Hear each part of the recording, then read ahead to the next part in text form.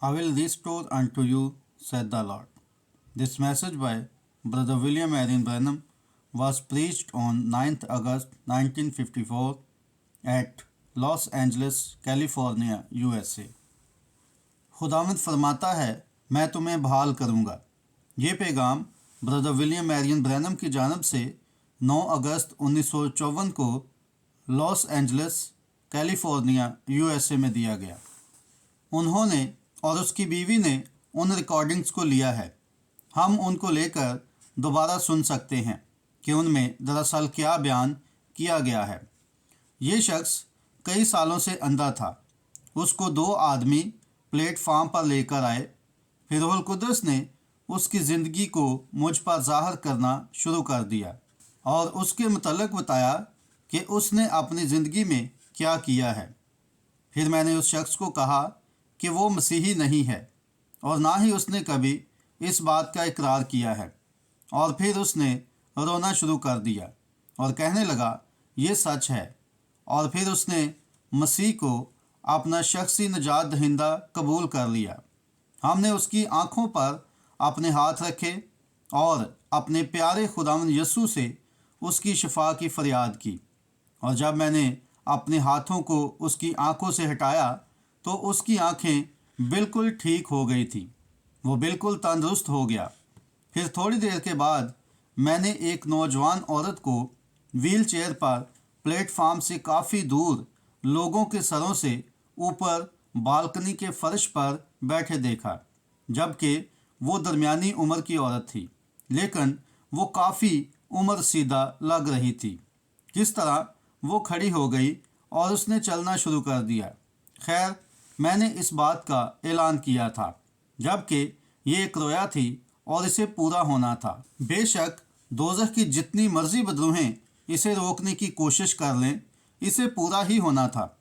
आप इस पर हर मर्तबा गौर कर सकते हैं और देखें कि ऐसा ही होता है।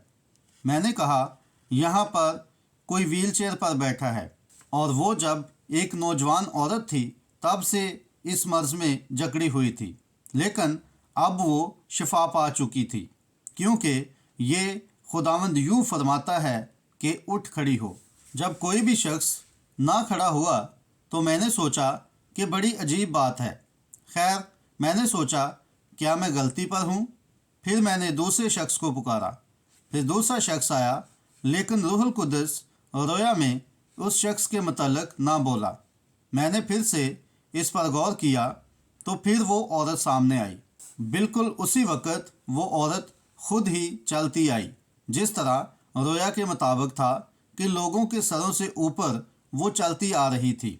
जब वो दरमियानी उम्र में पहुंची तो ये रुक गई, फिर वो खड़ी हो गई और चली गई। फिर मैंने आसपास देखा। मुझे व्हील चेयर तो नज़र आई, लेकिन वो औरत नहीं। फिर मैंने निगाह दौड़ाई, तब उस औरत को वहाँ देखा, जबकि बहुत से लोग वहाँ खड़े थे, इसलिए मैं व्हील चेयर को देख न सका। उस रात हज़ारों की तादाद में लोग ऑडिटोरियम में मौजूद थे और जगह ना मिलने की वजह से वापस चले गए। फिर मैंने कहा, मैं यहाँ इस औरत को तो देख सकता हूँ, लेकिन व्हील चेयर नज़र नहीं आ रही। जब लोग वहाँ से पीछे हटे तो व्हील चेयर वहाँ पड़ी थी। उस औरत ने 34 साल से अपने पाँव ज़मीन पर नहीं लगाए थे। इस मर्ज़ के सबब से उसकी टांगों के पट्टे सूख चुके थे और बड़ी मुद्दत से वो इसी तरह बैठी थी। मैंने कहा, मेरी बहन, ये खुदावंद यूँ फरमाता है, अपने पाँव पर खड़ी हो जाओ। यीशु मसीह ने आपको शिफा दी है। मेरा ख्याल है वो ईमान के लिहाज से कैथलिक थी। इस तरह से उसने हिलने की कोशिश की, लेकिन वो हरकत ना कर सकी। मैंने कहा, कोई इस औरत के बाजू को छुए, लेकिन जब वो उसे छूने लगे वो खड़ी हो गई और दूसरी तरफ चली गई। उसका मुंह खुला था, आंसू उसकी गालों पर बह रहे थे और चीख कर खुदावंद की तारीफ कर रही थी। कोई 1 घंटे के बाद वो इमारत के चबूतरे पर खड़ी थी। फिर किसी ने उससे कहा, क्या आप अपनी व्हील चेयर अपने साथ घर नहीं लेकर जाएंगी? फिर उस औरत ने कहा, नहीं, आप ये व्हील चेयर किसी और को दे दें। جسے اس کی ضرورت ہے، مجھے اب اس کی کوئی ضرورت نہیں ہے۔ ہمارے خداوند یسوع مسیح کا فضل۔ اگر میں غلطی پر نہیں ہوں تو بھائی اکبر بھی اس رات وہاں موجود تھے۔ کیا یہ سچ ہے؟ بھائی اکبر اور بھائی وڈ اور ہو سکتا ہے کئی اور لوگ بھی وہاں موجود تھے۔ اب وہ ایک گیت گا رہا تھا، پھر یسوع آیا، سمجھے؟ اور کوئی اس کے متعلق جانتا نہ تھا۔ میں اس بات پر حیران ہوا کہ ایسا کیوں ہے۔ میں بھی شاید آپ کو یہ بات بتاتا، سمجھے؟ مناد عورتوں کو لے کر مجھے بڑا عجیب لگتا ہے۔ میرا خیال ہے ان میں سے ابھی تک بیپٹسٹ پن باہر نہیں آیا۔ اگر آپ سمجھتی ہیں کہ خدا نے آپ کو اجازت دی ہے تو ٹھیک ہے، لیکن میں نے اس بات کو تو کہیں بھی کلام کے اندر نہیں پڑھا، اور نہ ہی اس کے متعلق میرے ذہن میں کوئی بات ہے۔ ہو سکتا ہے کہ میرا دماغ موٹا ہے اور مجھے ابھی تک عورت کی خدمت کے متعلق کوئی حوالہ نہیں ملا، لیکن کیا آپ جانتی ہیں، اگر میرے علم کے مطابق یہ بات اس کے برخلاف ہے تو میرے گھر میں بھی میری بیٹی ہے، تو پھر کیا وہ بھی منادی کر سکتی ہے؟ اب میں نے اور بائمور نے کلام میں سے اس کو بہت زیادہ تلاش کرنے کی کوشش کی ہے۔ تھوڑا عرصہ پہلے ہمارے درمیان ایک چھوٹی لڑکی ہامونڈ انڈیانا سے آئی تھی۔ آپ میں سے کئی لوگ اس ہامونڈ انڈیانا کی عبادت میں موجود تھے۔ وہ بڑی شاندار عبادت تھی۔ بہتوں نے مسیح کو قبول کیا، اور فریڈ اسٹیر جو مغربی ساحلی پٹی سے ہیں، اس کی ساتھی ڈانسر نشے کی عادی ہو گئی، پھر اس کی شادی ہو گئی اور پھر علیحدگی بھی۔ پھر وہ عبادت کے دوران پلیٹ فارم پر لائی گئی۔ تب روح القدس نے اس کی زندگی کو وہاں اسی وقت بے نقاب کر دیا اور بتایا کہ وہ کیا کر رہی تھی۔ اس پر اس کا والد کھڑا ہوا اور ناراضگی کا اظہار کر کے کہنے لگا، یہ غلط ہے۔ اس عورت نے کہا، ایک منٹ رکیے ڈیڈی، یہ بالکل سچ ہے۔ قانون مجھے اب تلاش کر رہا ہے، سمجھے؟ وہ کسی طرح سے بے نقاب ہو گئی۔ ابھی میں بھول گیا ہوں کہ یہ کیسے وقوع ہوا۔ خیر، وہاں پر ایک اور شراب نوش عورت تھی، اور وہ بھی شفا پا گئی تھی۔ روح القدس نے اس کو بالکنی سے پکارا۔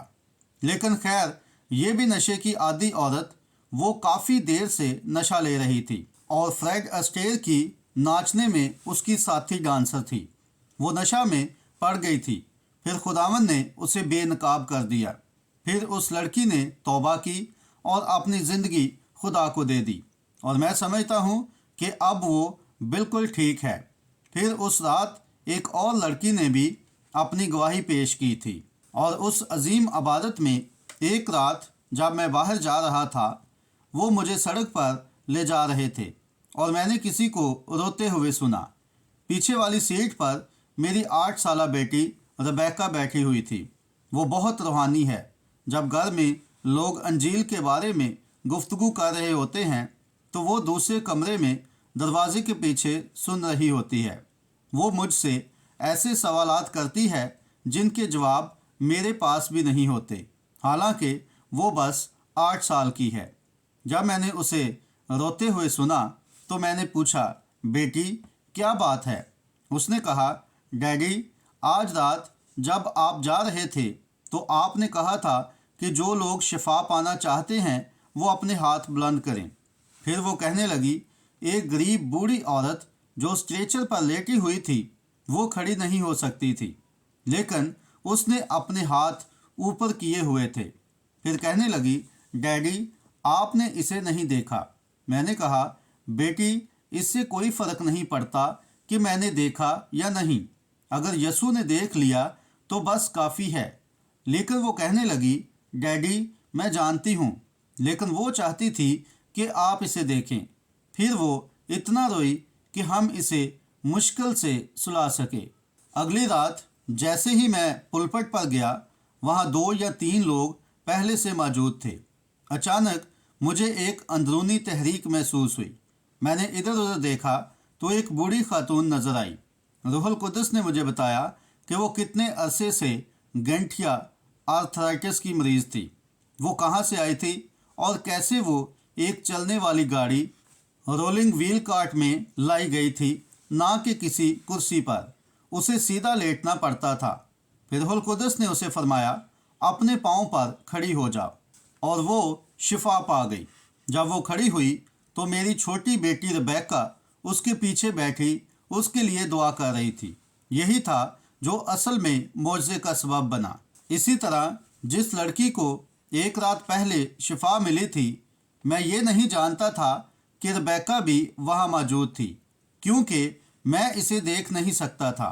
लेकिन रेबेक्का ने कहा, डैडी, जब आपने दुआ के लिए लोगों को बुलाया और उनके कार्ड नंबर पुकारे तो वो लड़की रोने लगी, क्योंकि उसका नंबर नहीं पुकारा गया था।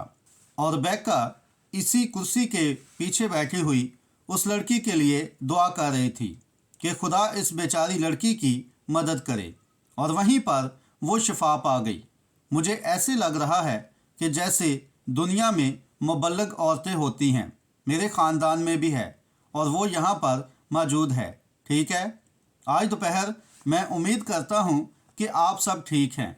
मेरी तबीयत थोड़ी पट्ठे के खिंचाव से नासाजगार है, और अब मैं थोड़ी देर के लिए आपके दरमियान कलाम की मनादी करूँगा। योएल पहले बाब में से।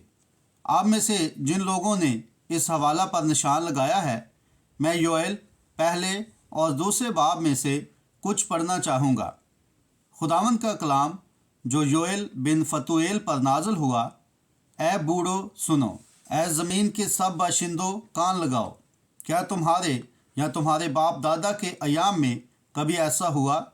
तुम अपनी औलाद से इसका तज़किरा करो, और तुम्हारी औलाद अपनी औलाद से, और उनकी औलाद अपनी नस्ल से बयान करे कि जो कुछ टिड्डियों के एक गोल से बचा उसे दूसरा गोल निगल गया, और जो कुछ दूसरे से बचा उसे तीसरा गोल चट कर गया, और जो कुछ तीसरे से बचा उसे चौथा गोल खा गया। और इसके बाद हम 12 और 11 और फिर 12 आयत को पढ़ते हैं। ए किसानों, खजालत उठाओ, ए पाकिस्तान के बागबानों, नोहा करो, क्योंकि गेहूँ और जौ और मैदान के तैयार खेत बर्बाद हो गए। ताक खुश्क हो गई, अंजीर का दरख्त मुरझा गया, अनार और खजूर और सेब के दरख्त, वहाँ मैदान के तमाम दरख्त मुरझा गए, और बनी आदम से खुशी जाती रही। अब हम योएल 2 बाब और उसकी 25 आयत को पढ़ते हैं। और उन बरसों का हासिल जो मेरी तुम्हारे खिलाफ भेजी हुई फौज मलख निगल गई और खाकर चट कर गई, तुमको वापस दूंगा, और तुम खूब खाओगे और शेर होगे। और खुदावंद अपने खुदा के नाम की, जिसने तुमसे अजीब सलूक किया, सताइश करोगे, और मेरे लोग हरगिज़ शर्मिंदा ना होंगे। खुदावंद अपने कलाम के पढ़े जाने पर अपनी बरक़ात नाज़िल करे। हमारा आज दोपहर का अन्वान है, खुदावंद फरमाता है, मैं तुम्हें बहाल करूँगा। ये अजीम नबूवत खुदा के ममसू नबी योएल को दी गई थी। बराए मेहरबानी जब 45 मिनट हो जाएं तो मेरे कोट को हिला दें। और खुदा अपनी मिरास को एक दरख्त या बेल से तशबीह दे रहा था। ये हैरत अंगेज़ बात है कि हमारा आसमानी बाप हमें तमसीलों के ज़रिए तालीम देता है। यही एक तरीका है जिससे मैं बेहतर तौर पर समझ सकता हूँ, तमसीलों और निशानों के ज़रिए। मैं ख़ुद भी एक अलामत शनास हूँ। अगर मैं देखूँ कि पुराना अहदनामा क्या था तो मुझे कुछ ना कुछ अंदाज़ा हो जाता है कि नया अहदनामा कैसा होगा, क्योंकि वो सब कुछ अलामतें और अक्स थे। अगर मैं देख सकूं कि माजी में क्या था तो मुझे कुछ ना कुछ समझ आ जाएगी कि आज क्या हो रहा है। दूसरे अल्फाज में, अगर मैंने कभी इंसान को ना देखा होता, ना खुद को देखा होता, और मैं सिर्फ अपना साया देखता, तो मुझे कुछ ना कुछ अंदाज़ा हो जाता कि मैं कैसा नज़र आ सकता हूँ। इसी तरह पुराने अहदनामा का मुतालिया नए अहदनामे का अक्स है, और वो सब चीज़ें इस दौर के लिए अलामतें और अक्स थीं जिसमें हम आज ज़िंदगी बसर कर रहे हैं। और हम देखते हैं कि खुदा उन्हें एक दरख्त के तौर पर तालीम दे रहा है। सहीफ़ों में इसराइल को अक्सर जैतून के दरख्त से تشبیہ دی گئی ہے۔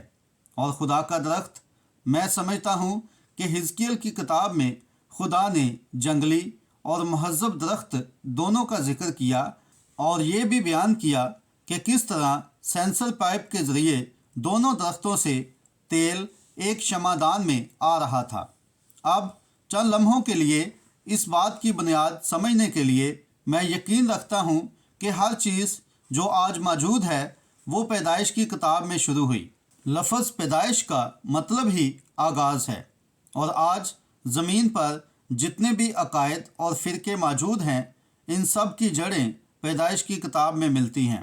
ہر چیز جو آج ہمارے درمیان پائی جاتی ہے وہ پیدائش میں شروع ہوئی۔ یہی کتاب بیج کا باب کہلاتی ہے، کیونکہ یہاں ہر چیز کا آغاز ہوا۔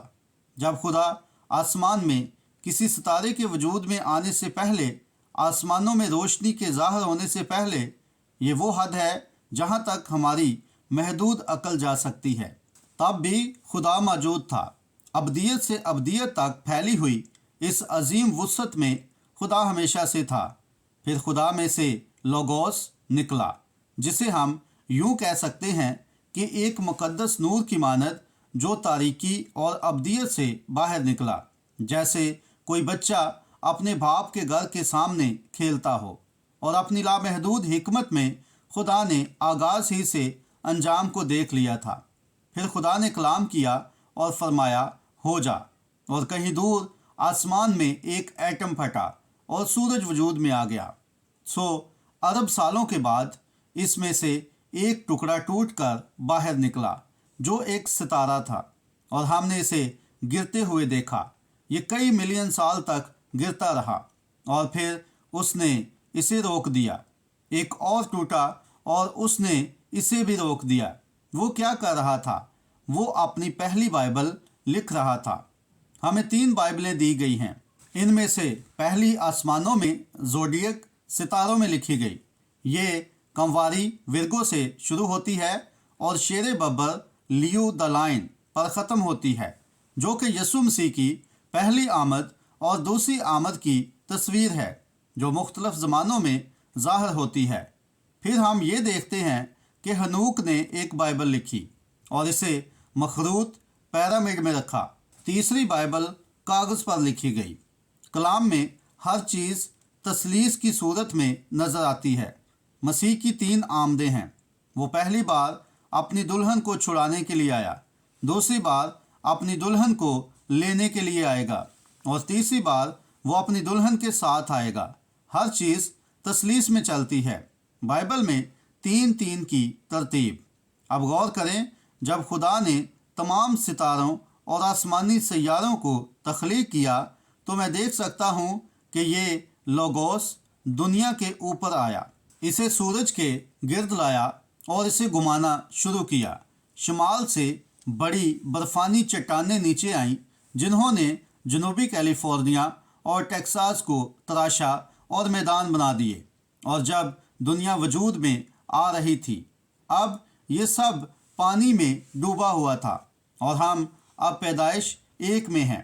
پھر خدا نے پانی کو زمین سے الگ کرنا شروع کیا، اور وہاں اس نے ان تمام چیزوں کے بیج بونا شروع کیے جو آج زمین پر موجود ہیں۔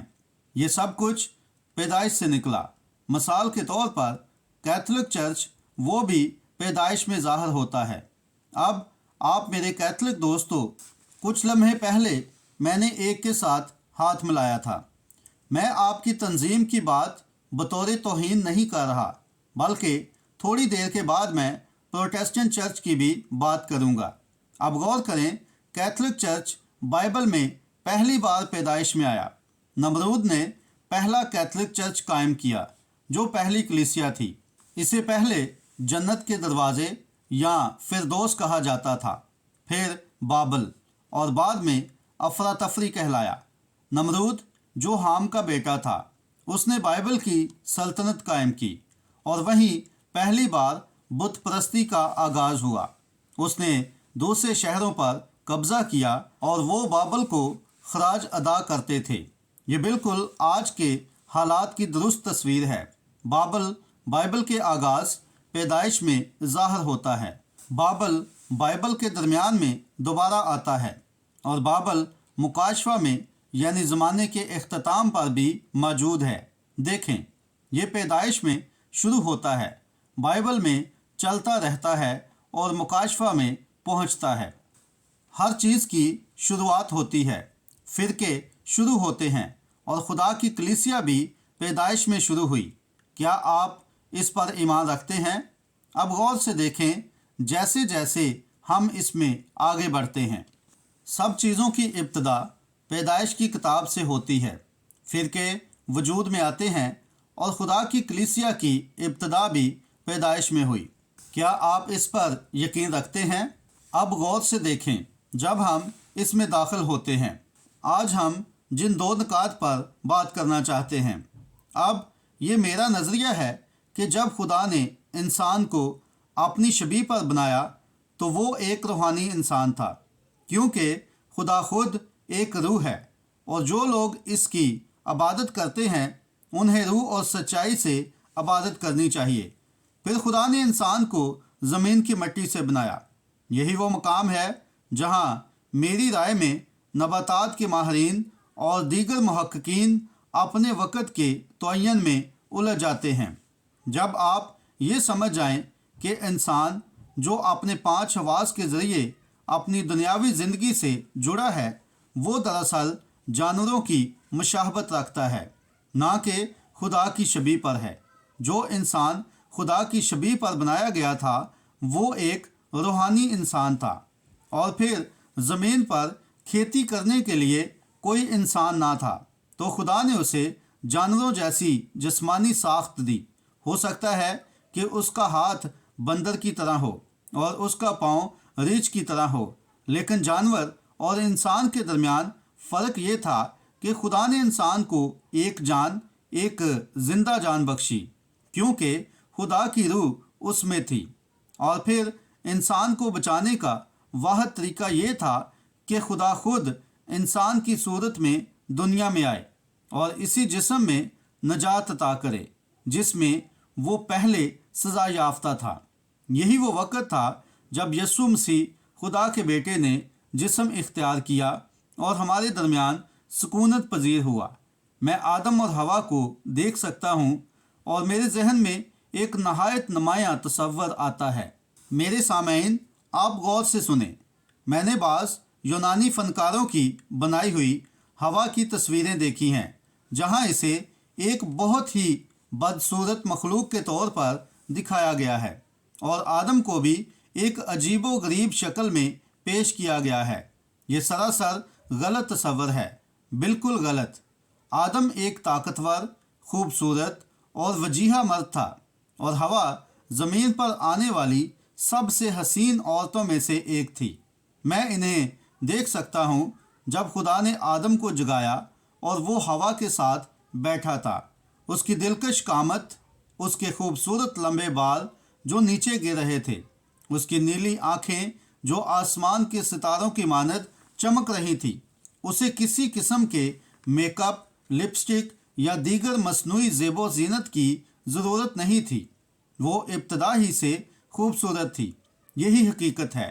یہ گناہ ہے جس نے ان چیزوں کو ضروری بنا دیا۔ اگر سب کچھ اپنی اصل حالت میں ہوتا تو اس کی ضرورت نہ ہوتی۔ یہ واقعی افسوسناک بات ہے۔ اب یاد رکھیں، اس مذبح پر کھڑے ہو کر میں آپ کا دوست ہوں، لیکن یہاں مجھے خدا کا خادم ہونا ہے۔ یہ بہت افسوسناک ہے کہ آپ پینتی کوسٹل لوگ ان اصولوں پر سمجھوتا کر بیٹھے ہیں۔ یہ بالکل درست ہے، بالکل صحیح۔ کچھ عرصہ پہلے میں نے یہ بات کہی تو ایک مناد نے مجھ سے کہا، لیکن بھائی برینم، آپ دیکھتے ہیں شیطان فیشن میں نہیں رہا۔ میں نے کہا، لیکن وہ اپنے کاروبار سے باہر نہیں گیا، وہ آج بھی سرگرم ہے۔ ہاں جناب، اگر وہ چیز پہلے گناہ تھی تو وہ آج بھی گناہ ہے۔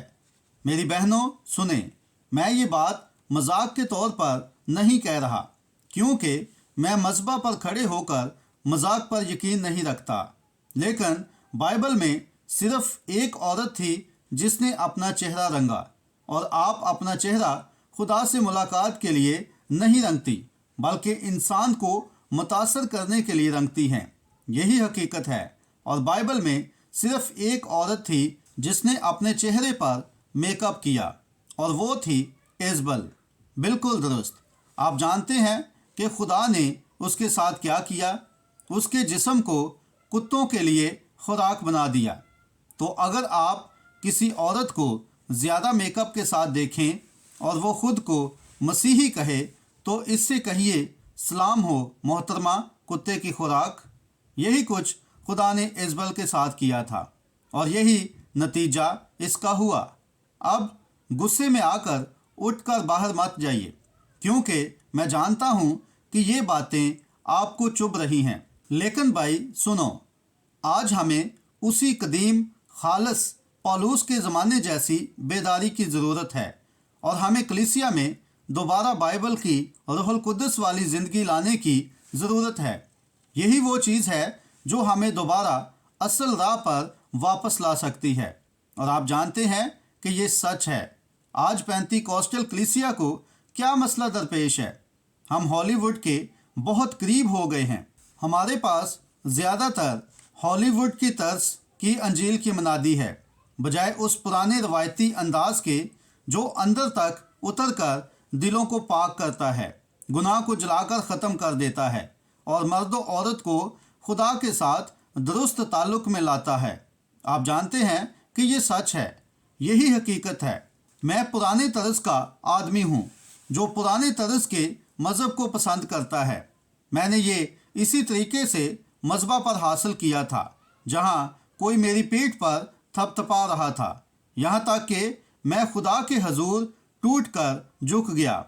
यही वो चीज़ है जिसकी हमें आज दोबारा ज़रूरत है, बजाय इस खुश्क आंसुओं वाली तौबा के, जहाँ लोग महज कलीसिया की रुकनीत के रजिस्टर में अपना नाम लिखवा लेते हैं। हाँ जनाब, बिल्कुल दुरुस्त।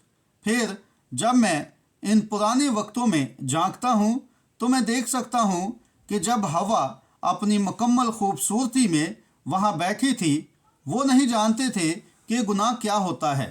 फिर आदम ने उसे देखा, उसके जिस्म को छुआ और कहा, ये तो अब मेरी हड्डियों में से हड्डी और मेरे गोश्त में से गोश्त है।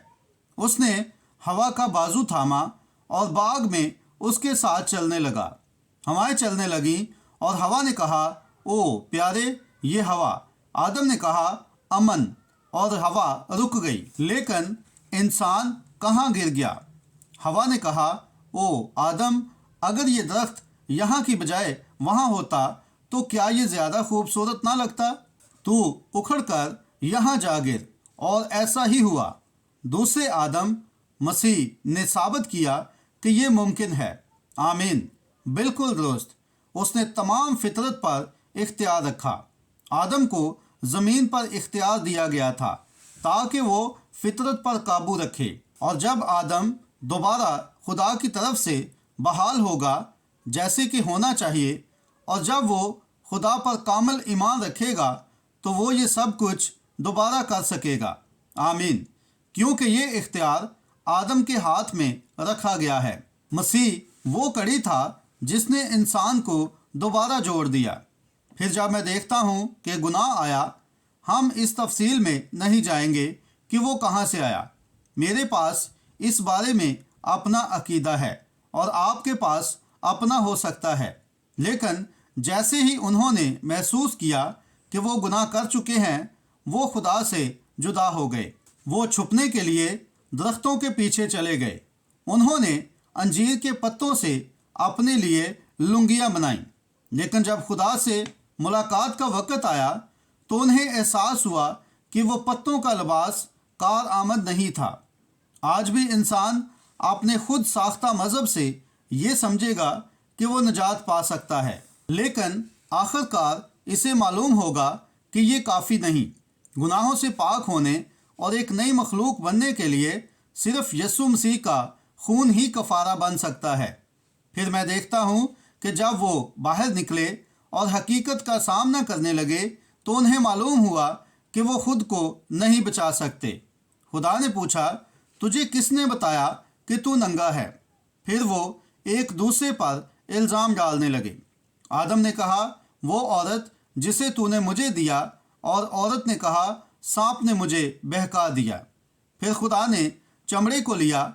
اسے چمڑا حاصل کرنے کے لیے یقیناً کسی معصوم بھیڑ کو ذبح کرنا پڑا ہوگا۔ پھر اس نے وہ کھالیں ان پر ڈال دیں اور وہ خدا کے حضور آئے۔ اب میں دیکھ سکتا ہوں کہ وہ وہاں کھڑے تھے۔ آدم جو ایک طاقتور مرد تھا، اس کے چوڑے شانوں پر اس بھیڑ کی کھال تھی جس سے خون بہہ رہا اور اس کی ٹانگوں پر گر رہا تھا۔ میں ہوا کو دیکھ سکتا ہوں جو اپنی خوبصورت شکل میں کھڑی تھی اور خون اس کے جسم پر بہہ رہا تھا۔ آدم رو رہا تھا، ہوا رو رہی تھی، اور ان کے آنسو خون کے ساتھ مل کر اس کے سینوں پر گر رہے تھے۔ ہوا آدم کے کندھے پر جھکی ہوئی تھی اور خدا نے کہا میرے حضور سے چلے جاؤ۔ وہ یہ سب برداشت نہیں کر سکتا تھا، لیکن جب اس کے بچے جانے لگے۔ آئیے یہاں تھوڑی دیر کے لیے ایک ڈرامہ تخلیق کرتے ہیں۔ میں کچھ سن سکتا ہوں، جیسے بھائی برینم 3 بار تالی بجاتے ہیں۔ ایڈیٹر: یہ کیا ہے؟ یہ وہی خون آلودہ بھیڑ کی کھالیں ہیں جو آدم کی مضبوط مردانہ ٹانگوں سے ٹکرا رہی ہیں جب وہ خدا کی حضوری سے باہر جا رہا تھا۔ خدا یہ سب کچھ برداشت نہیں کر سکتا تھا۔ تمام ابدیت سمٹ کر صرف 4 حروف میں آ گئی، LOVE، یعنی محبت۔ کیونکہ خدا نے دنیا سے ایسی محبت رکھی کہ وہ اپنے بچوں کو اس حال میں اپنے سے جدا ہو کر جاتا نہیں دیکھ سکتا تھا۔ وہ رک گیا اور کہا ٹھہرو، میں تیری نسل اور سانپ کی نسل کے درمیان عداوت ڈالوں گا، اور یوں ایک نجات دہندہ کا وعدہ کیا گیا۔ چلیے اب اپنا کیمرہ 4000 سال بعد لے چلتے ہیں۔ یروشلم میں ایک ہلچل مچی ہوئی ہے۔ ہم ایک عمارت میں بیٹھے ہیں اور پوچھتے ہیں یہ سب شور کس لیے ہے؟ یہ کہاں سے آ رہا ہے؟ کوئی باہر جھانک کر کہتا ہے ارے کوئی مقدس آدمی ہولی رولر ہے، آج صبح اسے مصلوب کرنے جا رہے ہیں۔ اس نے کچھ نہیں کیا، بس یہاں کی عبادت گاہوں کو تہس نہس کر دیا ہے، اس لیے اسے سولی پر چڑھانے والے ہیں۔ آئیے کھڑکی سے باہر جھانکیں۔ دیکھو وہ آدمی پتھریلی گلیوں میں سلیب گھسیٹتا جا رہا ہے۔ اس نے بغیر کسی درز کا بنا ہوا لباس پہنا ہوا ہے۔ جیسے ہی وہ گلگتا کی طرف بڑھتا ہے، میں اس کی پشت کی طرف دیکھتا ہوں اور اس کے لباس پر چھوٹے چھوٹے لال دبے نظر آتے ہیں۔ میں کہتا ہوں یہ سرخ دبے کیا ہیں؟ میں اسے دیکھتا گیا اور جیسے جیسے وہ آگے بڑھتا ہے یہ دبے بڑے ہوتے جاتے ہیں، بڑے اور بڑے، اور پھر سب ایک بڑے خون آلودہ دبے میں تبدیل ہو جاتے ہیں۔ مجھے کوئی آواز آ رہی ہے۔ بھائی برینم 3 بار تالی بجاتے ہیں۔ ایڈیٹر: یہ کیا ہے؟ یہ دوسرا آدم نجات دہندہ ہے جو کلوری کی طرف جا رہا ہے۔ گناہ کا بوجھ اٹھائے خدا کا بڑا دنیا کے گناہوں کو لے کر کلوری کی طرف بڑھ رہا ہے۔ یہ سب سے زیادہ دردناک منظر ہے جو کبھی دیکھا گیا ہو۔ میں نہیں جانتا کہ کوئی گناہ گار کیسے اس کے چہرے کو دیکھ کر بھی گناہ میں رہ سکتا ہے۔ یہ میری سمجھ سے باہر ہے۔ وہاں سے 2 بچے نکلے، ایک قائن اور دوسرا ہابل۔ دونوں ہی مرد تھے، اور قائن تو کسی بھی لحاظ سے دوہریا ایتھیسٹ نہیں تھا۔ قائن ایک ایماندار تھا۔ اب ہم دیکھنا چاہتے ہیں کہ یہ 2 روحیں کہاں جاتی ہیں۔ ہم آج تمام فرقوں اور عقائد پر بات نہیں کر سکتے، لیکن آج سا پہر ہم بنیاد پرستی اور مکمل انجیل فل گاسپل پر بات کریں گے۔ چلیے ان دونوں روحوں کو پیدائش کی کتاب سے لے کر دیکھیں۔ بس تھوڑی دیر میرے ساتھ رہیں اور میرے لیے دعا کریں۔ اب قائن اور ہابل پر غور کریں۔ دونوں ایک ہی ماں کے بیٹے تھے۔ وہ باغ عدن سے نکلنے کے بعد احساس کرتے ہیں کہ انہوں نے گناہ کیا ہے، اور اب دونوں یہوہ خدا کے ساتھ دوبارہ بھلائی پانے کی کوشش کر رہے ہیں۔ یہاں ایک بات غور طلب ہے۔ وہ دونوں ایماندار ہیں۔ اب یہ بات شاید کچھ لوگوں کے لیے سخت ہو اور یہ چبھن پیدا کر سکتی ہے، لیکن بھائی اگر یہ آپ کو تکلیف دیتی ہے تو اسے برداشت کرو، بس ذرا صبر کرو اور پھر خدا کے کلام کے ذریعے اسے پرکھو۔ میرے بچپن کی بات ہے، ہم بہت غریب تھے۔ میں کبھی نہیں بھول سکتا کہ ہمارے پاس ایک بڑا پرانا دیودار کا ٹب تھا جس میں ماں چائے والی کیتلی میں پانی گرم کر کے ڈالتی تھیں۔ ہر ہفتے کی رات ہم ایک بار غسل کرتے تھے اور ساتھ میں ایک چمچ کیسٹر آئل پیتے تھے۔ میں نے اتنا زیادہ کیسٹر آئل پی لیا تھا کہ آج بھی اس کی خوشبو برداشت نہیں کر سکتا۔ جب میری باری آتی تو میں اپنی ناک بند کر لیتا اور کہتا، ماں یہ مجھے بہت بیمار کر دیتا ہے، میں اسے برداشت نہیں کر سکتا۔ وہ کہتی، اگر یہ تمہیں بیمار نہیں کرے گا تو یہ تمہارے لیے فائدہ مند بھی نہیں ہوگا۔ تو بھائی آج سپہر یہی اصول یہاں لاگو ہوتا ہے۔ اگر یہ بات تمہیں تھوڑا جھنجھوڑتی نہیں تو شاید یہ تمہارے لیے فائدہ مند بھی نہ ہو۔ بس صبر سے سنو، ناک بند کرو اور اسے قبول کرو، یہ تمہارے لیے اچھا ثابت ہوگا۔ اب یہاں دو بھائی ہیں، قائن اور ہابل، دونوں ایماندار تھے۔ جی ہاں، دونوں خدا پر ایمان رکھتے تھے، اور اگر خدا پر ایمان ہی نجات کے لیے کافی ہوتا تو پھر خدا نے قائن کو رد کر کے ہابل کو قبول کیوں کیا؟ اگر دونوں ایماندار تھے اور خدا نے ایک کو قبول کیا اور دوسرے کو مسترد کیا تو کیا یہ ناانصافی نہیں؟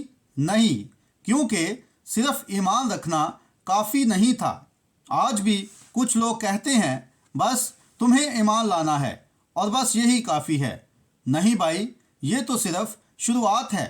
کچھ لوگ دلیل دیتے ہیں، برادر برینم، کیا ابراہام نے خدا پر ایمان نہیں رکھا تھا اور اسے راست بازی شمار کیا گیا تھا؟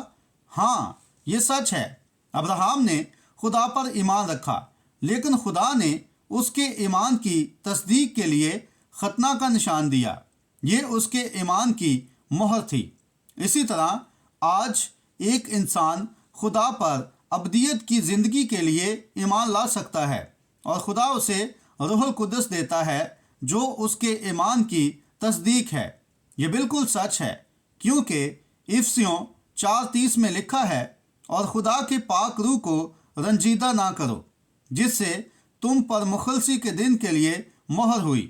یہ تعلیم بیپٹسٹ لوگوں کے نزدیک بہت سخت ہے، لیکن میں نے آپ کو بتایا ہے کہ میں بھی ایک بیپٹسٹ ہوں جس نے روح القدس کو حاصل کیا ہے۔ اب میں پاک روح سے معمور بیپٹسٹ ہوں۔ اب پیدائش کی کتاب پر غور کریں۔ اب میں دیکھ سکتا ہوں کہ دونوں لڑکے خدا کی حمایت حاصل کرنا چاہتے ہیں، اور قائن کوئی کمیونسٹ نہیں ہے، نہ ہی وہ بے ایمان ہے۔ وہ خدا پر ایمان رکھنے والا اور خدا کی عبادت کرنے والا ہے۔ یہاں سے کہانی شروع ہوتی ہے۔ آج دوپہر میں ان دو مائکرو فونز کو دو درختوں کی طرح استعمال کروں گا۔ یہ ہابل ہے اور یہ دوسرا قائن۔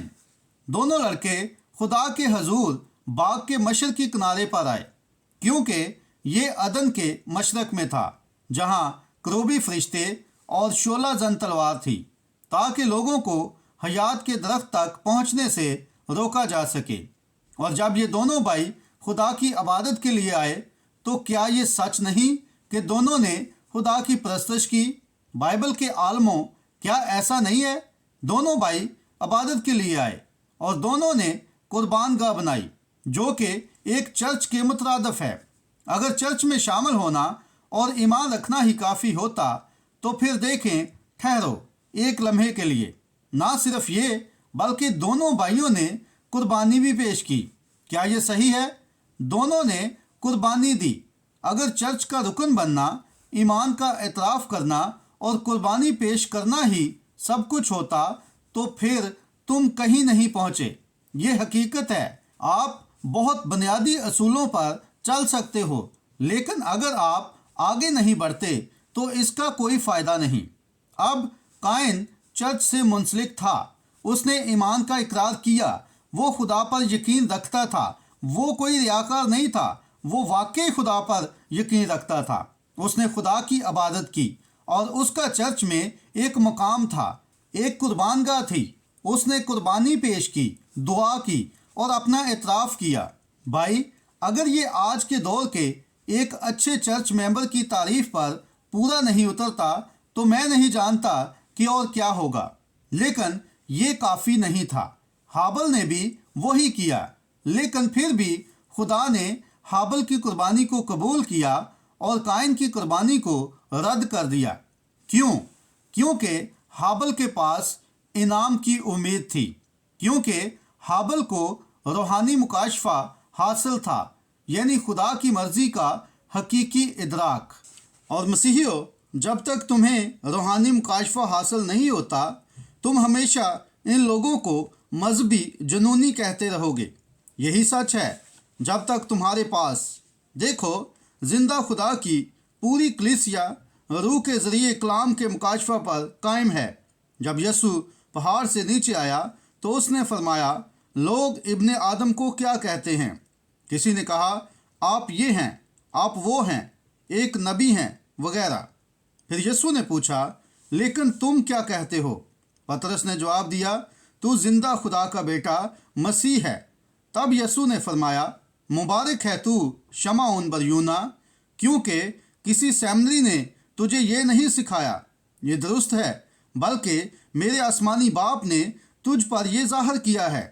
اور میں اس چٹان پر اپنی کلیسیا قائم کروں گا، اور عالم ارواح کے دروازے اس پر غالب نہ آئیں گے۔ یہی سچ ہے۔ اس سے ظاہر ہوتا ہے کہ جہنم کے تمام دروازے اس کے خلاف ہوں گے، لیکن وہ غالب نہ آئیں گے۔ روحانی طور پر ظاہر ہونے والا سچ مافوق الفطرت طریقے سے ظاہر ہوتا ہے۔ یہی وجہ ہے کہ لوگ آج کلام کو محض ظاہری اصولوں کے ساتھ سمجھنے کی کوشش کرتے ہیں، مگر وہ عظیم نشانوں اور عجائبات کو نہیں سمجھ سکتے، کیونکہ وہ ابھی تک انسان پر ظاہر نہیں ہوئے، مگر اب ظاہر ہو رہے ہیں۔ جب ہابل نے اپنی قربانی پیش کی تو ہم ابتدا میں دیکھتے ہیں کہ دو روحیں نمودار ہوئیں، ایک ہابل پر اور ایک قائن پر۔ دونوں مذہبی تھے، دونوں قربان گاہ پر آئے، دونوں نے اقرار کیا، دونوں خدا پر ایمان رکھتے تھے، لیکن ایک کے پاس مکاشفہ تھا، دوسرے کے پاس نہیں تھا۔ اب خدا اپنے بندے کو لے لیتا ہے، لیکن اس کی روح کو نہیں۔ اس نے ایلیا کو لے لیا، لیکن ایلیا کی روح الیشا پر نازل ہوئی۔ پھر وہی روح یوحنا بپتسمہ دینے والے پر آئی، اور آخری زمانے میں دوبارہ آنے کا وعدہ کیا۔ خدا نے اپنے بیٹے مسیح یسوع کو لے لیا، لیکن روح القدس واپس آ گیا اور کلیسیا کے ساتھ تب سے موجود ہے۔ انسان آتے جاتے رہتے ہیں، لیکن روح یہاں رہے گی جب تک یسوع دوبارہ نہیں آ جاتا۔ یہی سچ ہے۔ شیطان انسان کو لیتا ہے، مگر روح کو کبھی نہیں۔ یہ قائن پر آیا، یہ فریسیوں میں نسل در نسل آتا رہا اور آج تک مذہبی اساتذہ میں موجود ہے۔ یہ ہلکی سی بات نہیں ہے۔ دیکھو میرے بھائی، قائن پر غور کریں۔ اگر ہم بنیادی عقائد کی بات کریں تو قائن بھی اتنا ہی بنیادی عقائد رکھتا تھا جتنا ہابل۔ اگر خدا پر ایمان لانا، خدا کی عبادت کرنا، کلیسیا سے منسلک ہونا، قربانی گزراننا بنیادی باتیں ہیں، تو قائن بھی ان سب میں ہابل کی طرح تھا۔ لیکن ہابل کے پاس خدا کی طرف سے ایک رویا تھی۔ یہ ایک روحانی طور پر منکشف حقیقت تھی کہ وہ سیب نہیں تھے جنہوں نے آدم اور حوا کو باغ عدن سے نکالا۔ یقیناً ایسا نہیں تھا۔ وہ خون تھا جس نے انہیں باغ عدن سے نکالا۔ زندگی خون میں ہے، سیب میں نہیں، اور ہابل نے اس حقیقت کو قبول کیا۔ اس نے خدا پر ایمان رکھا کیونکہ خدا نے اس پر یہ حقیقت ظاہر کی تھی۔ اور غور کریں، اس مذہبی روح قائن کو جب حقیقی روحانی سچائی ملی تو وہ غصے میں آ گیا اور ہابل کو ستایا، حتیٰ کہ اسے قتل کر دیا۔ کیا یہ درست نہیں؟ مجھے مذہبی جوش محسوس ہونے لگا ہے۔ دیکھو بھائی، تم جانتے ہو کہ بعض اوقات بیپٹسٹ لوگ بھی روح القدس حاصل کر کے شور مچاتے ہیں۔ اب ذرا غور کرو، ان دونوں لڑکوں کی روحوں پر توجہ کریں۔ یہ روحیں کیسے بڑھیں؟ اگر وقت ہوتا تو ہم دوپہر بھر مختلف واقعات کے ذریعے اسے ثابت کر سکتے تھے۔ کشتی میں بھی یہی چیز ظاہر ہوئی، جانوروں پر بھی اسی طرح ظاہر ہوئی۔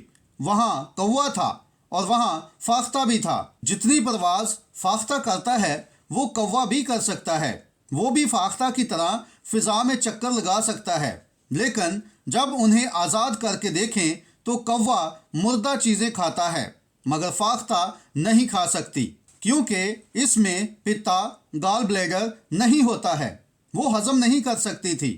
بلکہ ایسی ہی حالت یسوع مسیح میں ایک ایماندار کی ہے، وہ کبھی بھی کسی مردہ مذہب کو قبول نہیں کرے گا، کیونکہ وہ ایسی چیزوں کو کبھی ہضم نہیں کرے گا، کیونکہ اس کے اندر گال موجود نہیں ہے۔ وہ روحانی طور پر منکشف سچائی پر جیتا ہے، وہ پرانی بے جان تعلیمات کو قبول نہیں کر سکتا۔ عیساؤ اور یعقوب پر غور کریں۔ عیساؤ بظاہر زیادہ مہذب اور وجیحہ تھا، مگر یعقوب نے برکت کی قدر کی اور ہر حال میں اس پر قائم رہا۔ ہم بنی اسرائیل کی مثال لے سکتے ہیں۔ اب ان دو بیلوں کو دیکھو جو پیدائش کی کتاب سے شروع ہو کر آگے بڑھتے جا رہے ہیں۔ مسیحیوں، یہاں مختلف عقائد کے لوگ بیٹھے ہیں، لوتھرن، بیپٹسٹ، انہیں مت ملامت کرو، وہ اپنے دور میں زندہ رہے۔ یسوع نے کہا خدا کا ہر کلام ایک بیج ہے، کیا یہ صحیح نہیں؟ ایک بیج بونے والا نکلا تاکہ بیج بوئے۔ اس نے کہا میں ابن آدم نے بیج بویا اور بیج خدا کا کلام ہے، اور جب بھی تم اس بائبل میں کوئی وعدہ دیکھو تو وہ ایک بیج ہے اور وہ یقینی طور پر نشو و نما پانے کی صلاحیت رکھتا ہے۔ ہم غیر فانی خدا کے بیج کے ذریعے بوئے گئے ہیں، اور ہر کوئی شخص خدا کے کسی بھی الہامی وعدے کو اپنے دل میں رکھے اور اسے ایمان کے پانی سے سیراب کرے تو وہ بالکل ویسا ہی پیدا کرے گا جیسا کہ خدا نے فرمایا ہے۔ آمین۔ اس سے فرق نہیں پڑتا کہ وہ وعدہ کیا ہے، بس خدا کے وعدے کو دل میں رکھو اور دیکھو۔ اب اگر آپ ایک بیج بوئیں اور پھر ہر صبح جا کر اسے کھود کر دیکھیں کہ یہ بڑھ رہا ہے یا نہیں، تو وہ کبھی نہیں بڑھے گا۔ اسے خدا کے سپرد کر دیں اور وہیں چھوڑ دیں۔ آمین۔ یہ جان لیں کہ یہ ضرور اگے گا۔ جب مکئی کا پودا پہلی بار نکلتا ہے تو کسان اسے دیکھ کر کہتا ہے او یہ کتنا شاندار ہے، اس میں 2 چھوٹے پتے ہوتے ہیں، یہ حیرت انگیز ہے۔ یہی حالت لوتھرن کلیسیا کی تھی۔ لوتھرن کلیسیا وہیں رکی رہی۔ اس میں سے آگے میتھوڈسٹ کلیسیا نکلی، جس طرح مکئی کے 2 اور پتے نکلتے ہیں۔ لوتھرن کلیسیا کمزور پڑ گئی اور میتھوڈسٹ کلیسیا کا دور آ گیا۔ پھر میتھوڈسٹ کلیسیا سے پینتی کوسٹل کلیسیا نکلی اور پچھلے پتے جڑنے لگے، لیکن وہ پھر بھی مکئی کے پودے کا حصہ تھے۔ یہ سب مل کر مکئی کے پودے کو مکمل کرتے ہیں۔ اب ہم آگے بڑھ رہے ہیں۔ پینتی کوست بھی ایک شکل اختیار کر کے خشک ہونے لگی ہے، مگر اصل شاخ اوپر کی طرف بڑھ رہی ہے اور یقیناً وہ بیج تک پہنچے گی۔ لیکن قیامت میں ہر دور کے برگزیدہ لوگ جی اٹھیں گے۔ اگر آپ ایک دانہ بوئیں تو وہ وہی قسم کا پودا پیدا کرے گا جو ابتدا میں اگا تھا۔ آمین۔ تو اس بات کی فکر نہ کریں کہ آپ کی دادی 40 سال پہلے فوت ہو گئی تھی۔ اگر وہ اس روشنی میں چلیں جو انہیں دی گئی تھی تو وہ قیامت میں ضرور جی اٹھے گی۔ آمین۔ یہی سچ ہے، میں بحال کروں گا، خداوند فرماتا ہے۔ یہ حقیقت ہے۔ غور کریں کہ ان عظیم واقعات میں موسیٰ کو بنی اسرائیل کے ساتھ دیکھتے ہیں، اور اب ایک گروہ بیابان میں سے نکلا، یا یوں کہیے کہ وہ بیابان میں داخل ہوئے۔ جب انہوں نے لال سمندر عبور کیا تو وہ مصر میں قبول نہیں کیے گئے تھے، بلکہ خدا نے انہیں وہاں سے نکالا تھا۔ خدا نے لال سمندر کو کھول کر ان کے لیے راستہ بنایا، چنانچہ موسیٰ اور بنی اسرائیل پار ہو گئے، کیونکہ وہ ختنہ شدہ تھے۔ لیکن جو لوگ بغیر ختنہ کے ان کی نقل کرنے کی کوشش کر رہے تھے وہ سمندر میں غرق ہو گئے۔ پھر موسیٰ اور اس کے ساتھ لوگوں کو مذہبی جنونیوں کا ٹولہ کہا جاتا تھا۔ بے شک وہ تھے بھی، وہ واقعی مذہبی جنونی تھے، جیسا کہ آج उन्हें कहा जाता है। देखें, जब उन्होंने लाल समंदर पार किया और उनके दरमियान मौजूद अजीम मौजज़ा दिखाने वाले खुदा ने एक मौजज़ा अंजाम दिया तो मूसा खड़ा हुआ और रूह में गाने लगा। मरियम ने दफ पकड़ ली और किनारे पर जाकर दफ बजाते हुए रूह में नाचने लगी। बनी इसराइल की बेटियां उसके पीछे दफ बजाते हुए चलीं। और अगर ये रूहुल कुद्दस की इबादत नहीं थी तो मैंने अपनी ज़िंदगी में कभी ऐसी इबादत देखी ही नहीं। ये सच है, रूह में गाना, रूह में नाचना, ये एक पुरानी तरज की रूहुल कुद्दस की इबादत थी। आमीन। ये बीज यहीं से आ रहा है। आप देख रहे हैं, सीधा हाबल से लेकर यहाँ तक ये हमेशा मौजज़ात के साथ रहा है, हमेशा वहाँ रहा है जहाँ जिंदा खुदा लोगों के दरमियान मौजूद होता है। निशानियाँ, अजायबात और मौजज़ात होते हैं। आमीन। दूसरी तरफ कुछ लोगों के पास सिर्फ मुर्दा रवायात होती हैं। ये हमेशा से होता आया है, आज भी यही है और हमेशा ऐसा ही रहेगा। लेकिन यहाँ खुदा की जिंदा कलीसिया आगे बढ़ रही है। आमीन। गौर करें मेरे भाइयों और बहनों, जब वो आगे बढ़े तो मूसा को बियाबान से गुजरना पड़ा। उन्हें मुल्क मोआब से होकर जाना था ताकि मुल्क मुआवदा वादे की सरजमीन तक पहुंच सकें। अब मोआब किससे निकला था? ये लूत की बेटियों के बच्चों से निकला था जो अपने वालिद से नाजायज़ तौर पर पैदा हुए थे। ठीक है, और जब ये वाक़या पेश आया तो वो एक अजीम कौम बन चुके थे। अब ये बात कुछ लोगों को तकलीफ़ दे सकती है, लेकिन मेरे भाइयों सब्र से सुनो। इसराइल बैनुल मज़ाहब था, वो खैमों में रहते थे। इनकी अपनी कोई मुस्तकिल रियासत नहीं थी, वो खैमों में रहते थे। और मैं आज भी खुश हूँ कि मैं खैमा नशीन हूँ, खुदावंद यीशु मसीह के साथ इसी असल दरख्त का हिस्सा। वो किसी तंजीम से वाबस्ता नहीं थे। अब मोआब पर गौर करें, एक बड़ी मजहबी तंजीम जो अकीदे में बुनियादी असूलों पर कायम थी। जी जनाब, बिल्कुल। उनके पास एक नबी था जिसका नाम बिलाम था। वो हर तरह से दुरुस्त नज़र आते थे। चुनाचे जब इसराइल, जो कि एक बैनुल मज़ाहब ग्रोह था, उनके मुल्क से गुजरने वाला था तो मोआबियों ने कहा, हरगिज़ नहीं, हम इन होली रूलर्स को, मजहबी जुनूनियों को यहाँ से गुजरने नहीं देंगे। हम इन्हें रोकेंगे, हाँ, हम इन्हें हर हाल में रोकेंगे। तो वो लोग गए और उस नबी को बुला कर लाए और वो नबी पहले ही आधा पागल था।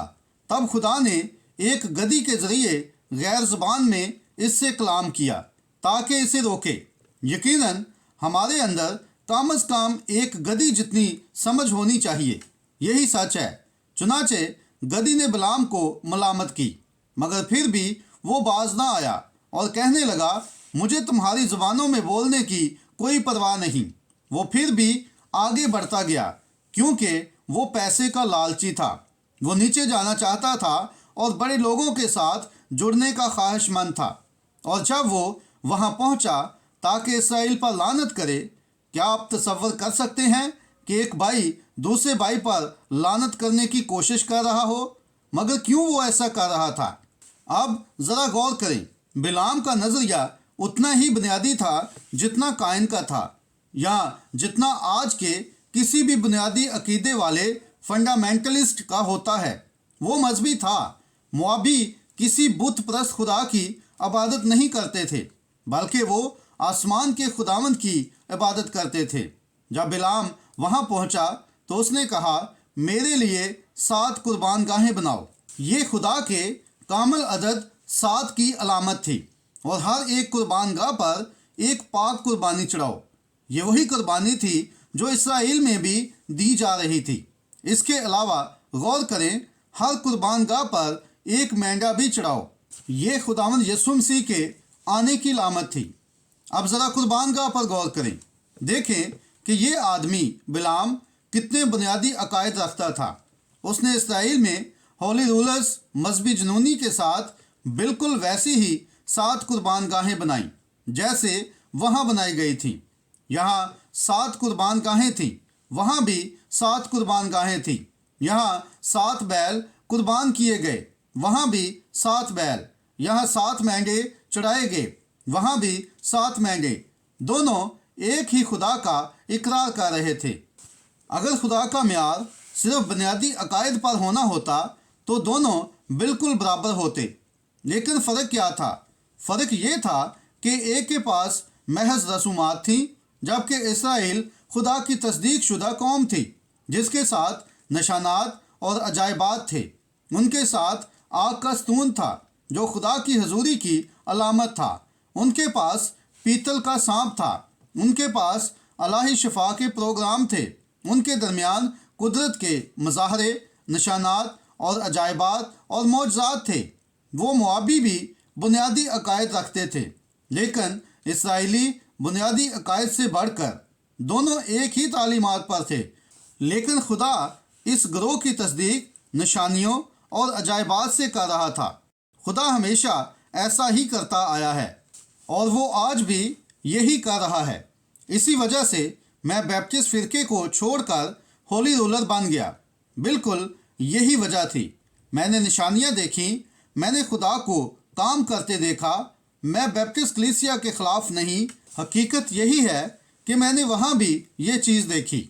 यहाँ वही लोग, वही कुर्बानियाँ, वही नजराने, वही दुआएं उसी खुदा के हजूर दे रहे थे। लेकिन खुदा हाबल के बीज को कबूल और काइन के बीज को रद्द कर रहा था, हालांकि दोनों बुनियादी अकायद पर थे। आप कहेंगे, ओ मेरा पादरी तो बहुत बुनियादी अकायद रखता है, वो तो सेमिनरी से आया है या शायद कब्रिस्तान से, क्योंकि दोनों में ज़्यादा फ़र्क नहीं। यह हकीकत है। मैं हमेशा सेमिनरी से निकले खादमीन पर अफसोस करता हूँ। वो ऐसे होते हैं जैसे इनक्यूबेटर में पैदा होने वाले चूज़े, चूँ चूँ चूँ चूँ, मगर माँ नहीं होती जिसके नीचे जा सकें। यही हाल आजकल के मजहबी इनक्यूबेटर का है। ये बोलते हैं मगर खुदा के बारे इतना भी नहीं जानते जितना कि कोई हॉटनटॉट अफ्रीकी कबीला मिस्र की रातों के बारे में जानता है। ये मैं किसी की तौहीन के लिए नहीं कह रहा, लेकिन हकीकत यही है। लेकिन मेरे भाइयों, आज हमें इल्मे इलाहियात थियोलॉजी की बजाय दुआ की घुटनों वाली इलाहियात नीओलॉजी की ज़रूरत है। हमें एक पुराने ज़माने की खुदा के भेजे हुए रूहुल कुद्स की बेदारी की ज़रूरत है जो गुनाह को जड़ से उखाड़ दे और तबाह कर दे। आमीन। वैसे भी लोग मुझे होली रूलर कहने वाले हैं, तो क्यों ना अभी से शुरू कर दिया जाए। देखें मेरे भाई, ज़रा गौर से सुने। दोनों इसराइल और मोआबी बुनियादी अकायद रखते थे, लेकिन खुदा ने इसराइल को तस्लीम किया और निशानियाँ और अजायबात देकर साबित किया कि वो उनके साथ है। आज भी वही कुछ हो रहा है। ये हकीकत है। मोआबी भी बुनियादी तालीमात रखते थे। कोई उन पर उंगली नहीं उठा सकता था। वो जानते थे कि वो क्या कह रहे हैं, लेकिन खुदा ने इसराइल के ग्रोह की तस्दीक की। हकीकत में ये इसराइली वो कमतर और नापाक समझे जाते थे। मोआबी उन्हें गंदे लोग कहते थे और उनके गुनाह गिनवाया करते थे। आज भी बिल्कुल यही हो रहा है। यही कुछ बुनियादी अकीदे वाले होली रूलर्स के साथ करते हैं। बिलाम जिस चीज़ को देखने में नाकाम रहा, वही चीज़ आज के मजहबी उस्ताद भी देखने में नाकाम हो रहे हैं। वो नहीं देख पाए कि इसराइल के साथ चट्टान मौजूद थी। वो नहीं देख पाए कि उनके साथ आग का स्तून था। वो नहीं समझ सके कि यही कफ़ारा दे रहा था और खुदा उन्हीं लोगों की निशानियाँ, अजायबात और मौजज़ात के ज़रिए तस्दीक कर रहा था। हालेलुया। आज भी यही हो रहा है। ये लोग खुदावंद यीशु मसीह के जी उठने की कुव्वत को देखने में नाकाम हो रहे हैं। वो हमेशा उंगली उठाकर कहते हैं, देखो फलां पेंतीकोस्टल मनाद किसी की बीवी के साथ भाग गया, मगर हकीकत ये है कि उनके अपने ग्रोह में भी यही कुछ होता है। फ़र्क सिर्फ ये है कि वो इतने सियासी चालाक हैं कि इन चीज़ों को छुपा कर रखते हैं। लेकिन मेरे भाई सुनो, ये होली रूलर चाहे अपनी कमज़ोरियों और ऊंच नीच में गुजर रहे हों, मगर इनके दरमियान बादशाह की ललकार है। इनके दरमियान एक जिंदा खुदा मौजूद है। वो मुर्दों में से जी उठा है। वो निशानियां और अजायबात दिखा रहा है। खुदा की कलीसिया जलाल से जलाल की तरफ बढ़ रही है। आमीन। और आमीन का मतलब है ऐसा ही हो, और मैं इस पर ईमान रखता हूँ। यहाँ हम देखते हैं कि वो बिलाम और मुआबी आ रहे हैं। अब वो क्या करता है? वो अपने इर्द गिर्द एक बड़ा इज्जतदार तबका इकट्ठा कर लेता है। वो तमाम शहजादों को बुला लेता है, तमाम इल्म इलाहियात के डॉक्टरों को, तमाम आर्च बिशप और बड़े बड़े मजहबी रहनुमाओं को, और वो सब इकट्ठे होकर अपनी अजीम बुनियादी तालीमात और कुर्बानियों के साथ एक एहतमाम करते हैं। और जो कुछ वो कर रहे थे वो किताब के मुताबिक बिल्कुल दुरुस्त था। बिल्कुल, वो जितना मुमकिन हो सकता था कलाम के मुताबिक दुरुस्त थे। आज के बुनियादी अकायद रखने वाले उस्ताद भी बिल्कुल ऐसे ही हैं।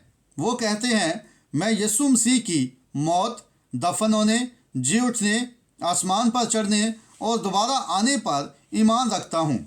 ये बुनियादी अकीदा है।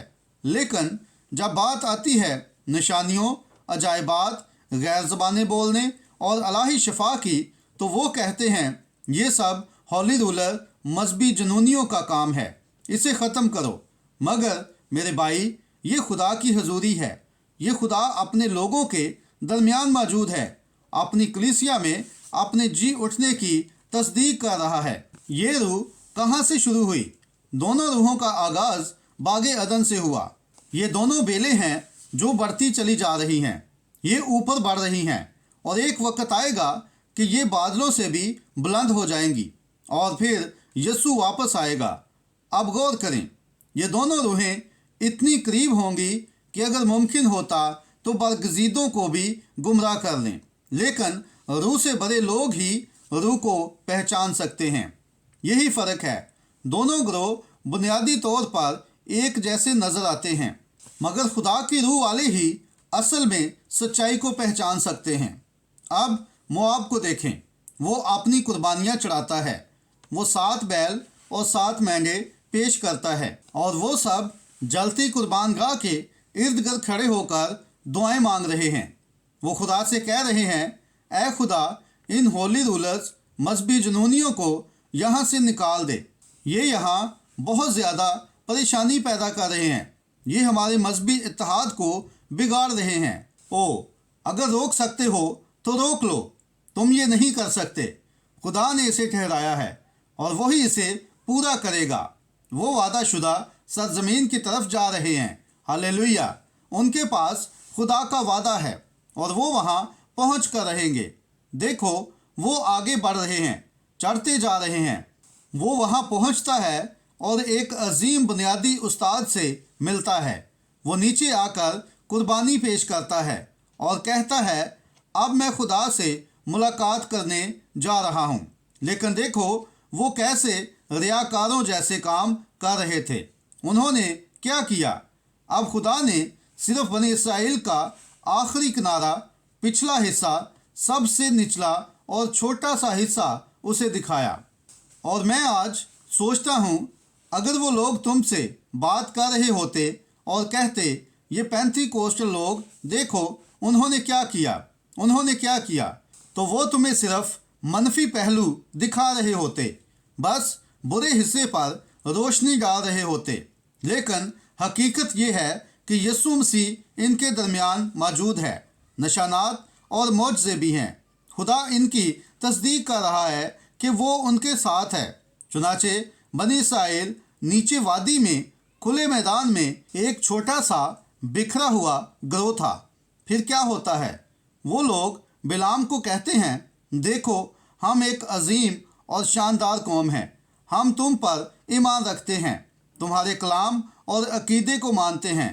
तो अब हम तुमसे दरख्वास्त करते हैं कि इन लोगों पर लानत भेजो, उन्हें रोको, उन्हें हटाओ, उन्हें मज़ीद इबादत करने ना दो।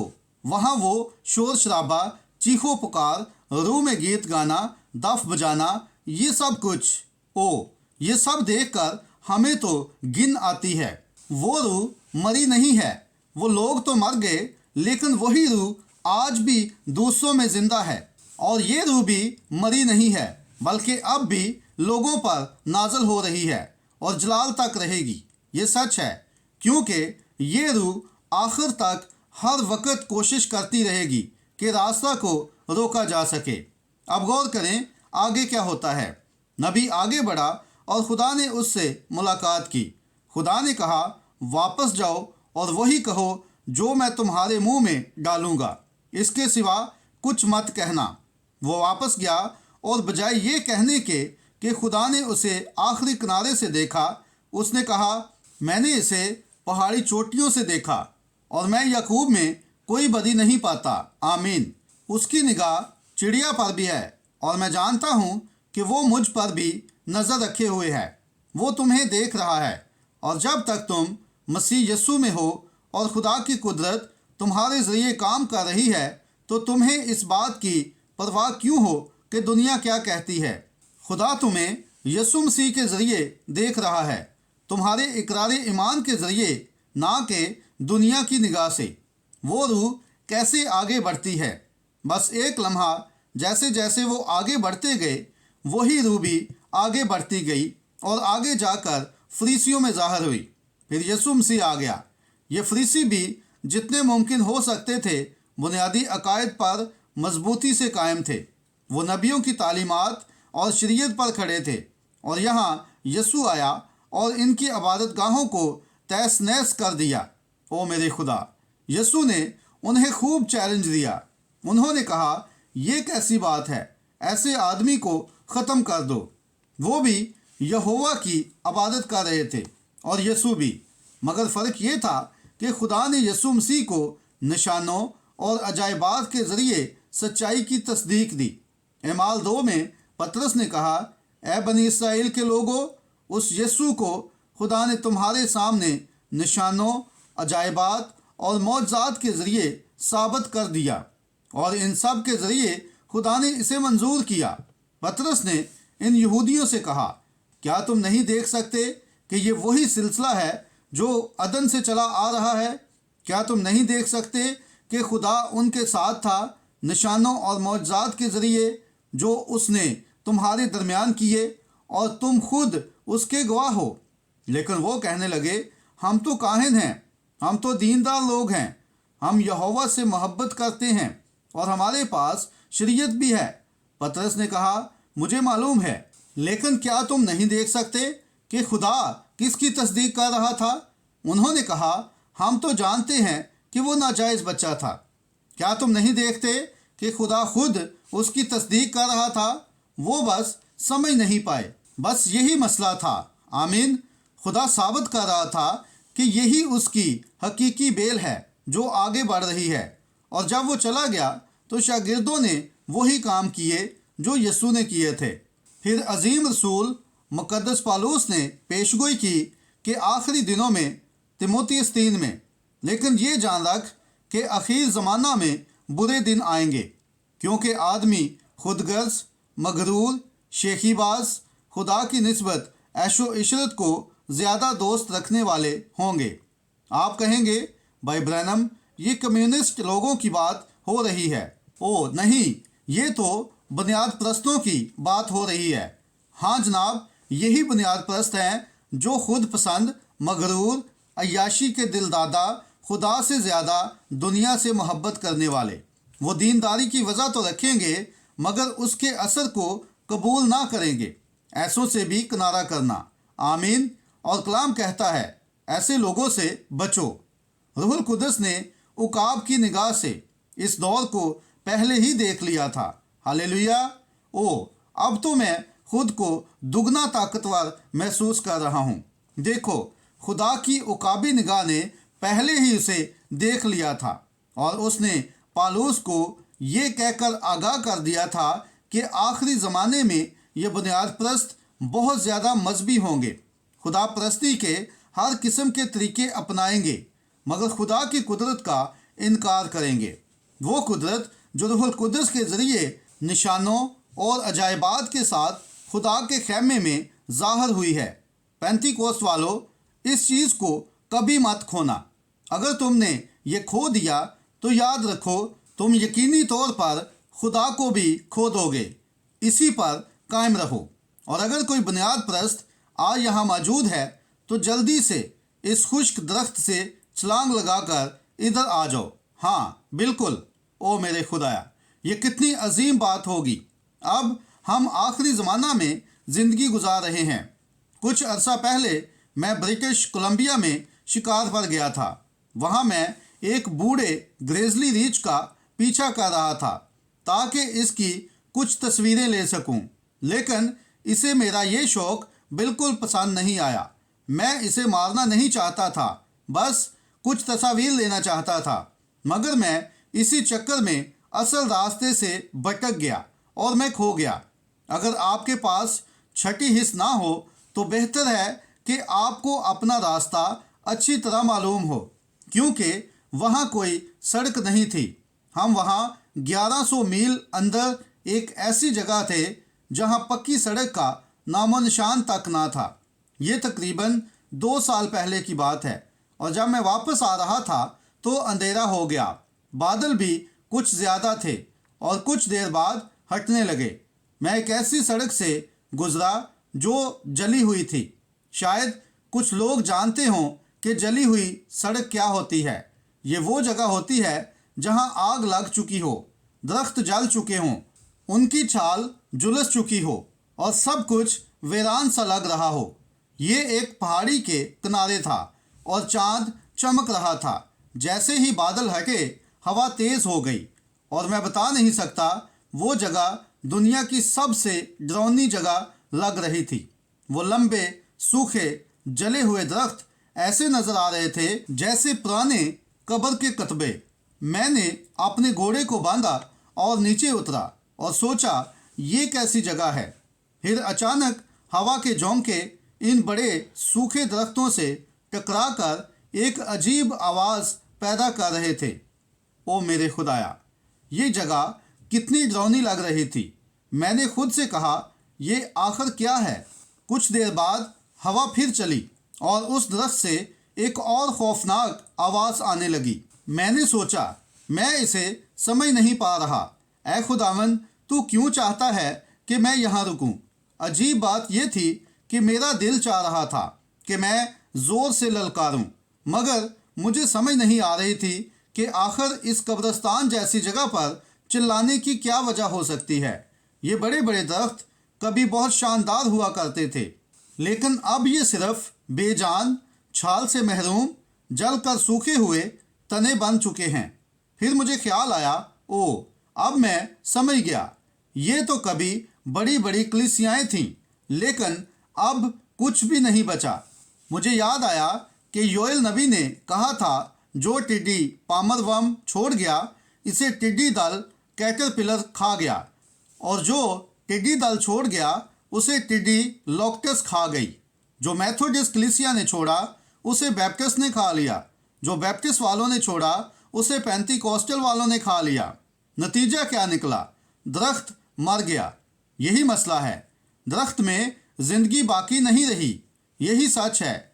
जब खुदा की ज़बरदस्त, ज़ोरावर, तेज़ चलने वाली रूह इन बड़ी बड़ी सर्द रवायती कलीसियाओं पर आती है, यही मुर्दा कब्र के कुतबे की तरह खड़ी कलीसियाएँ, तो वो क्या करती हैं? बस आहें भरती हैं, कराहती हैं। मौजज़ात के दिन गुजर चुके हैं। अलाही शफा नामुमकिन है। वो तो बस मुक़द्दस दीवाने या मजहबी जुनूनी हैं, उनमें कुछ ख़ास नहीं। हाँ, वो दरख्त हैं, वो कलीसियाएँ हैं, लेकिन वो मुर्दा हैं। हालेलुया, ये सच है। वो बस बड़े बड़े कब्रिस्तानी कतबे हैं, बस इतना ही। मुर्दा रवायती मज़हब। ऐ खुदा, हमें इससे नजात दे। हालेलुया। जब वो तेज़ चलने वाली ज़बरदस्त आंधी आसमान से दोबारा आई और इन पुरानी बेजान कलीसियाओं से टकराई, तो वो झुक ना सकी, क्योंकि वो बहुत ज़्यादा मुर्दा हो चुकी थी।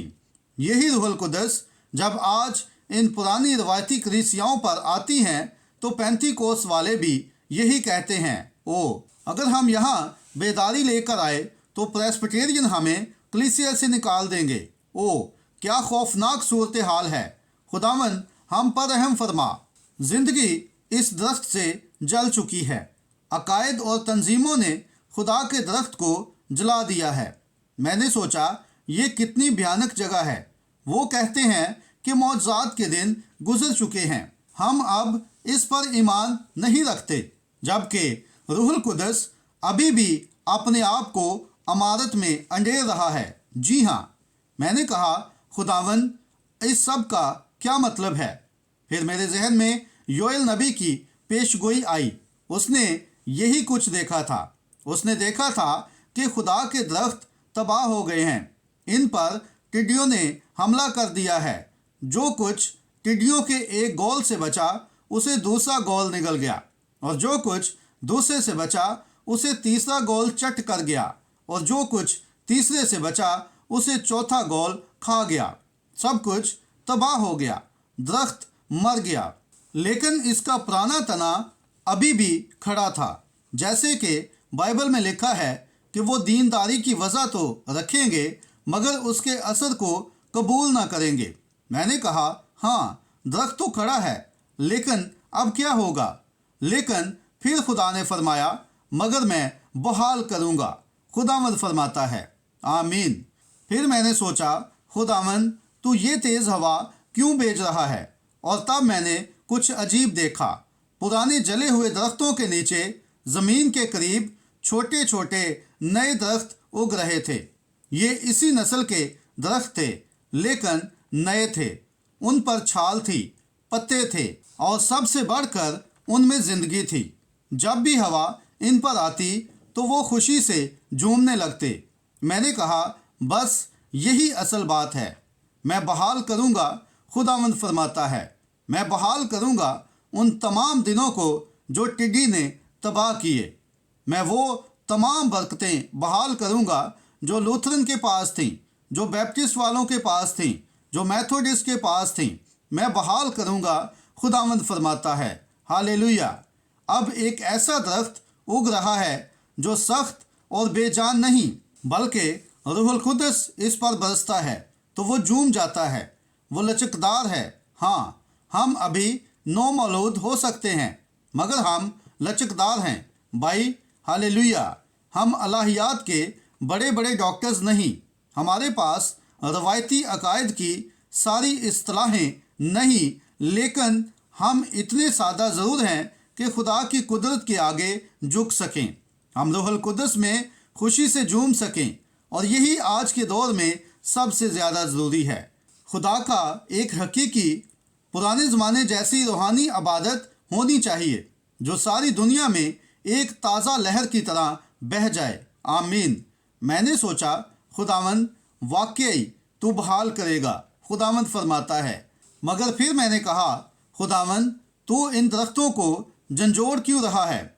और खुदावंद ने मुझे बताया, क्या तू नहीं देखता, जब मैं इन्हें हिलाता हूँ तो इनकी जड़ें ढीली हो जाती हैं ताकि वो मज़ीद नीचे जाकर ज़मीन को मजबूती से पकड़ सकें। आमीन। यही एक पुराने ज़माने की हकीकी बेदारी की बरकत होती है जो इसे नीचे जड़ों तक ले जाता है ताकि आप उसको मजबूती से पकड़ सकें। तब आप इन पुराने सर्द और रवायती अकीदों से निकलकर बाहर आ जाएं, खुदावंद की हकीकी बेल पर आ जाएं। फिर खुदावंद की बेल से अंगूर और रूहानी फल खाओ। आमीन। मैं बहाल करूँगा, खुदावंद फरमाता है। मैं बहाल करूँगा। क्या बहाल करेगा? उसी जलाल को जो किसी वक़्त कलीसिया के पास एक ज़माने में था। मैं बहाल करूँगा उसी कलीसिया को जैसी वो पैंतीकोस के दिनों में थी। मैं रूह की तमाम नेमतों को बहाल करूँगा। मैं निशानों और अजायबात को बहाल करूँगा। मैं ज़बानों में बोलने को बहाल करूँगा। मैं नबी को बहाल करूँगा। मैं सब कुछ बहाल करूँगा, खुदावंद फरमाता है। और ये नई कलीसिया अभी एक नन्हा सा दरख्त है, लेकिन ये बढ़ रही है। ये जिंदा खुदा की बादशाही में परवान चढ़ रही है। हालेलुया। आओ खड़े होकर खुदावंद की हम्द करें। हालेलुया। खुदावंद यीशु, आज हम तेरी शुक्रगुजारी करते हैं क्योंकि तो बहाल करने वाली कुदरत रखता है। ऐ रूहुल कुदस, इस इज्तिमा को अपनी कुदरत से ले ले اور اسے اپنے ہاتھ میں لے کر ناقابل سماعت الفاظ، خداوند یسوع مسیح کے نام میں ایک بار پھر آ جا۔ او ہاللویا!